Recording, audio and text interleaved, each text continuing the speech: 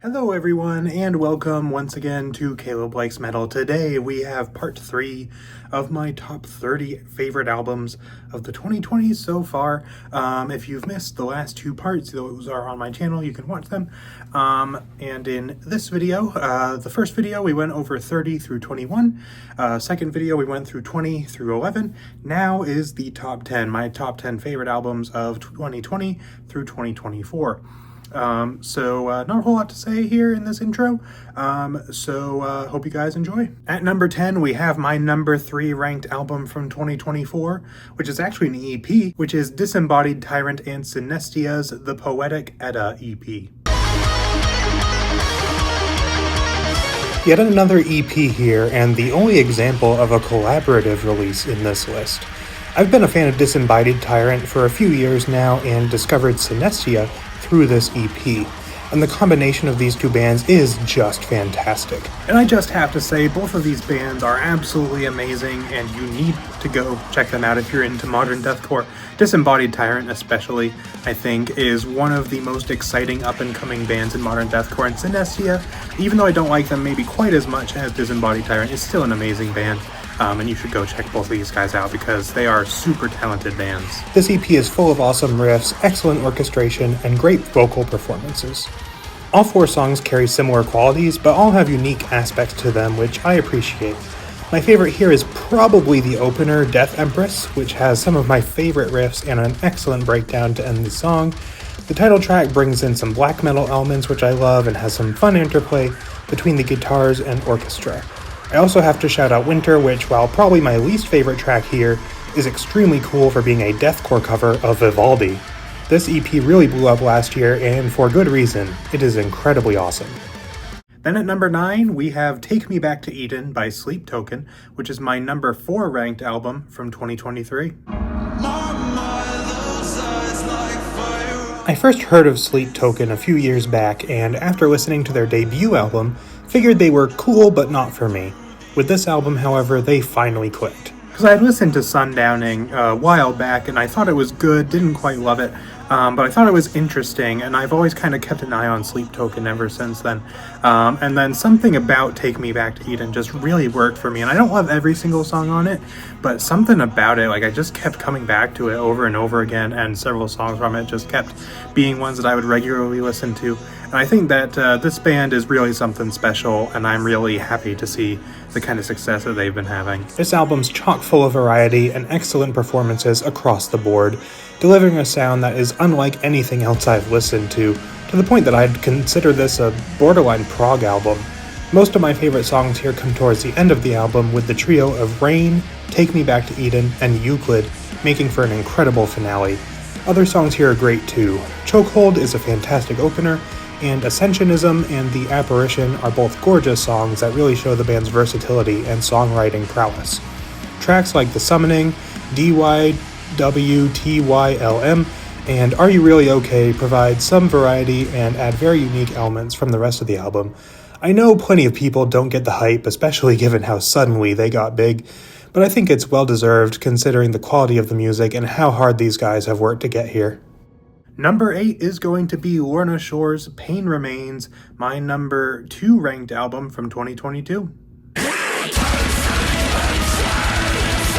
We're going from one band that went viral to another here. Following up their incredible 2021 EP was sure to be a tough task, but I think Lorna Shore absolutely delivered here.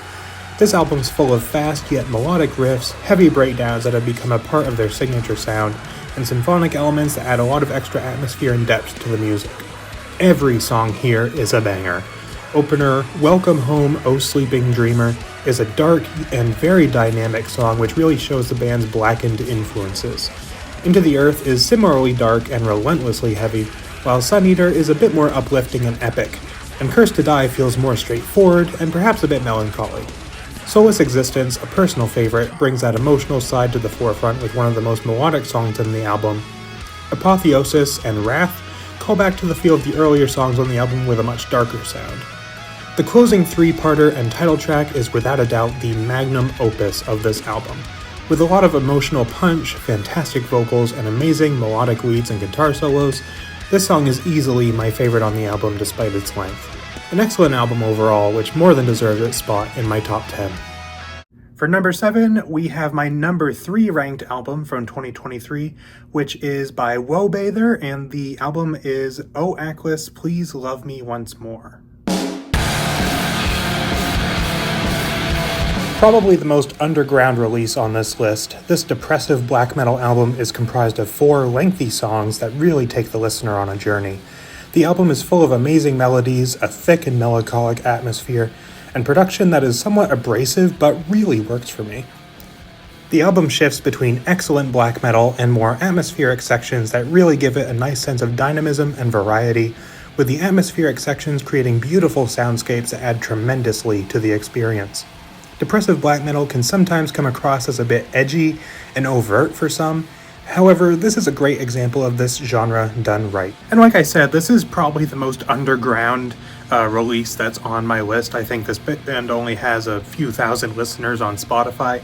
Or actually, I think it's only a one-person project if I remember correctly, but super underrated. Go listen to them. They've released 2 albums so far, and this one especially just is a super good one for me. I absolutely love it.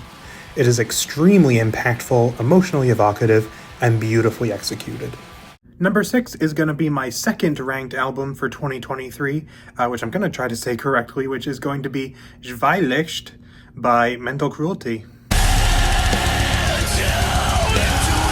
Here we have something of a combination of the last 2 entries, using a Lorna Shore-like symphonic deathcore style while really emphasizing the black metal elements. I'd even go so far as to say that, breakdowns aside, you could consider this a straight-up symphonic black metal album. I enjoyed some of their past stuff before this, but this album especially really highlighted what I love about this particular style, where they brought in so much more black metal influence than you usually see, and I think that just works so incredibly well. This album's full of excellent riffs, great vocals, and an implementation of black metal elements that I truly love. Single Forgotten Kings includes some of my favorite melodies on the album, and one of the few instances where I actually like the placement of the breakdown. Despite my love for this album, the breakdowns are the one downside for me. Another single, Nordless, as well as The Arrogance of Agony, are straight up black metal songs, and really show that this band can write excellent songs in that genre despite their deathcore roots. Nordless has an extremely cool section at the end that sounds like if you wrote a breakdown, but as black metal instead of deathcore. I also have to mention Symphony of a Dying Star, which, once again, with the breakdown aside, feels extremely unique for this album, feeling more akin to Wintersun, rather than deathcore or black metal. This album is extremely varied and truly feels like something different and exciting for the deathcore genre. Beginning the top 5 now, we have my number 2 ranked album from 2024, which is going to be I Write to You, My Darling Decay by Awake in Providence. This is the point in the list where I truly struggle to rank these. Any of these top 5 could go in any order, and I'd probably be happy with it. Another blackened symphonic deathcore album here, and arguably my favorite in that style. This album takes things in its own direction for that genre, feeling much more theatrical and gothic than most. I'd liken it to a deathcore version of something like Carrick Angren, which is also a great band by the way. Not only does this album include excellent orchestration, dynamic compositions, and fantastic harsh vocals, but it also breaks genre conventions by including a significant amount of clean vocals.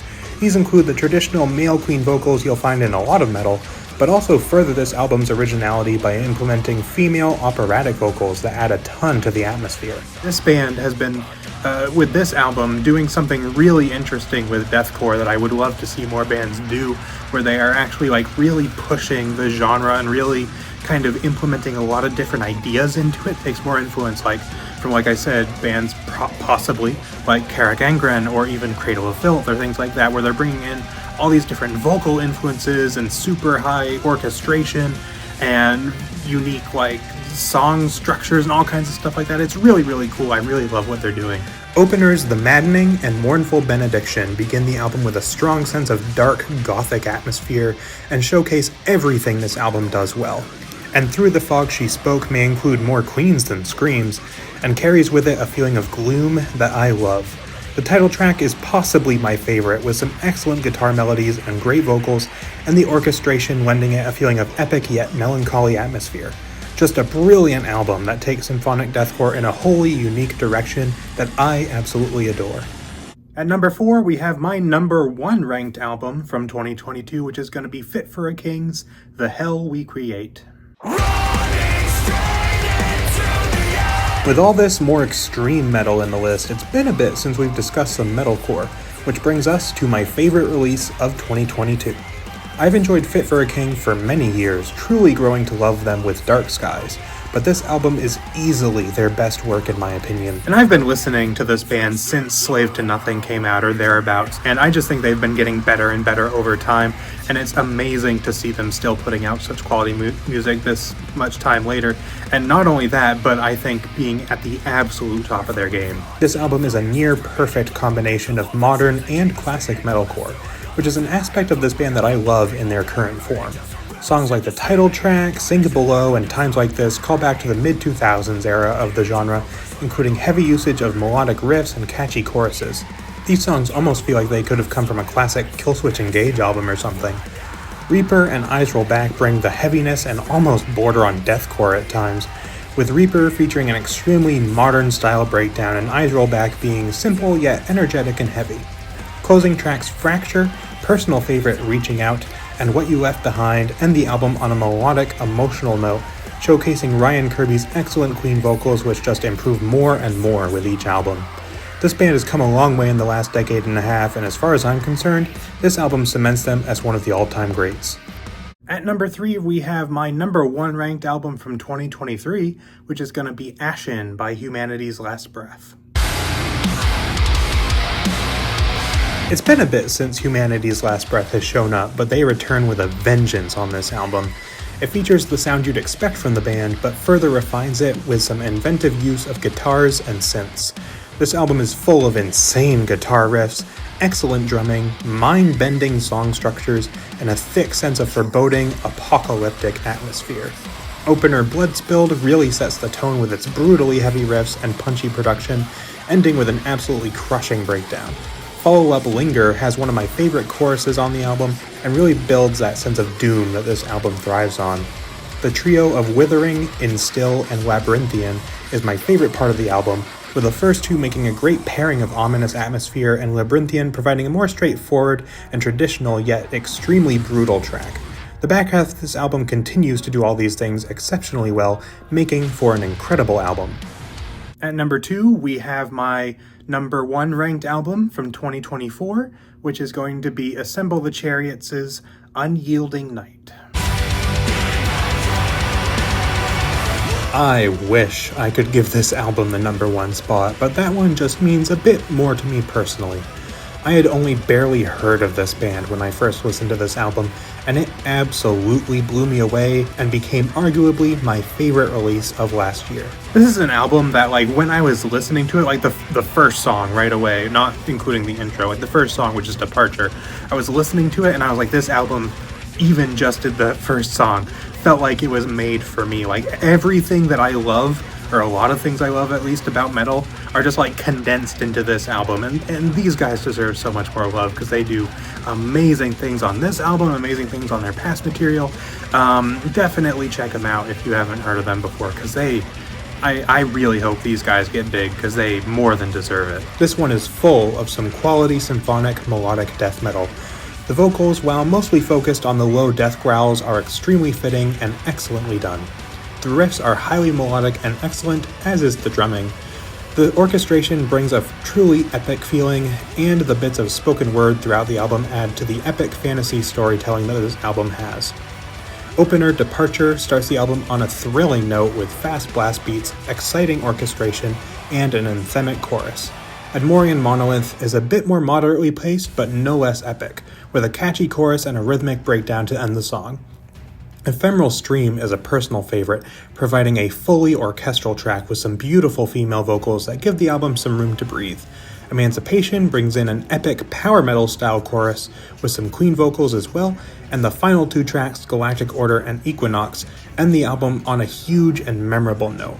Add in a few short orchestral interludes, some really cool lyrics, and great production, and you've got an absolutely excellent symphonic melodeath album. And finally at number 1, my number 1 ranked album from 2020, which we haven't seen in a little while here, is gonna be Orbit Culture's Nija. Orbit Culture appears once again, which isn't too surprising given that they quickly became an all-time favorite for me. I had this album on repeat for months when I first got into this band. It's an excellent blend of modern and classic, with low-tuned guitars and death metal growls mixed with thrashy riffs and Hetfield-like cleans. And this album, to me, like, quality-wise, maybe isn't for what I tend to listen to, especially now, last 6 months or a year. Some of the other albums on this top 10 might kind of fit a little better, you know, maybe the Assemble the Chariots album, maybe Mental Cruelty, maybe Awaken Providence, things like that. Those I've been listening to a lot more than Nija in the past year. But this one just had such a profound impact on me where, like I said, I was listening to nothing but Orbit Culture for months, and that really was the case. Like, I barely listened to anything else for months, and a lot of that was this album, a lot of that was Shaman, a lot of that was their EP Red Fog as well. So it's like, this album just had such a profound impact on me that even though, like, if I were to put it, like, quality-wise or how much I really enjoy it, how much I listen to it now, maybe isn't quite as high as some of these other albums, it'd still be pretty high. But not quite as high maybe. Just the personal impact it had on me, I had to put it at number 1. Nija has a fantastic blend of melody and heaviness, with some extremely catchy choruses and fast heavy riffs. At the Front sets the tone with a quick first track that highlights much of what this album does, and the following North Star of Nija featuring an infectious chorus and catchy main riff. Open Eye opens with some extremely fast double kicks complemented by a thrashy riff, with a chorus feeling extremely reminiscent of Metallica. Mirror Slave is slower and groovier, providing a unique track for this album. The album ends with the epic duo of Rebirth, featuring one of my favorite choruses, and The Shadowing, a truly huge closer which leads into the brief, strings-driven outro Set Us Free. I also have to point out the bonus tracks. Warg Blood, probably the album's most mellow-deathy song, and Mute the Silent, arguably the most thrashy. This is an incredible album with tons of memorable songs and excellent performances across the board, making this not only my favorite album of 2020 and the decade so far, but showing all the qualities that make Orbit Culture, I think, the most exciting up-and-coming modern metal band. So that wraps up this entire top 30. Let me know in the comments if you have listened to any of these albums and what you thought of them, if so. If you agree with any of my picks, whether they be in this video, whether they be in the last two, whatever they may be, let me know down in the comments. And let me know if there's any albums that you think I missed, anything that you really loved the last 5 years that you think I might enjoy that I did not include on this list. Let me know that in the comments as well. So that's pretty much it for this video, so thank you all for watching, and I will see you all next time.